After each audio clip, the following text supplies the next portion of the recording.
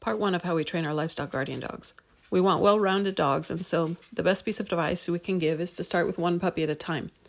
At this point, you might be saying, hey, wait, because if you're already following us, you've likely seen videos of our two Great Pyrenees, Apollo and Artemis. We did get them both as puppies, but we were moving at the time, and we rehomed Artemis to a friend. We couldn't give both the attention they needed while packing and moving.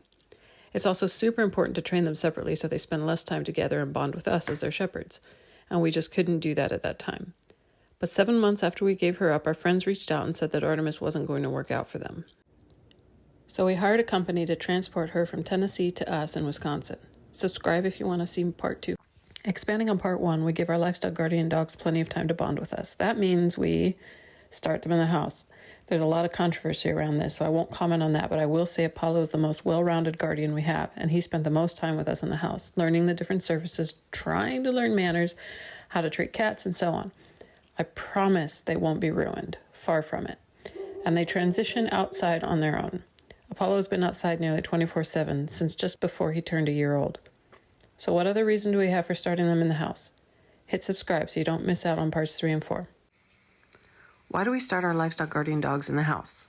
We crate train, we potty train, we try to do everything we can to prepare for a worst case scenario. Think fire evacuation. Think of how much there is to do in the case of a fire evacuation. We've got to load our livestock, grab any emergency essentials, and the last thing we'll want to do is spend time fighting with massive stubborn dogs that refuse to go in a crate. Our dogs go straight in their crate, which brings me to our next bit of training. We don't have large crates for all of our dogs. We have 5. So we want to make sure we have our dogs trained to load up in a car. This is also great for vet visits. We're pretty rural, and while we do have a vet for our livestock, we do not have a vet that is willing to make farm calls for our dogs. We have to take them to the vet. That leads us to thinking about socialization. We want our dogs to be friendly enough for encounters while we are out and about, even if it's just to the vet. And we also want our dogs to be reasonably friendly to visitors on our property. We have 4 kids and we homeschool, so we have kids around quite often. Subscribe and see part 4 for training to livestock. We only use positive reinforcement to train our livestock guardian dogs. These dogs are massive and will stand their ground if pushed far enough. They're bred to be aggressive towards threats and do not back down.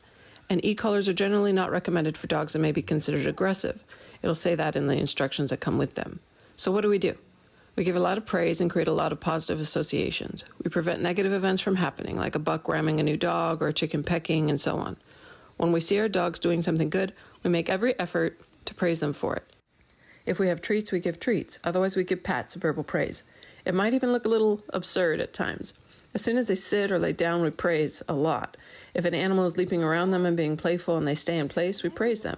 And instead of telling them what not to do, like no, instead we tell them what to do. We ignore jumping, offering no feedback, and offer immediate praise as soon as they stop. Or we head off jumping by telling them to sit before they even get a chance to jump. We hope these tips help you with your dogs. Subscribe for more.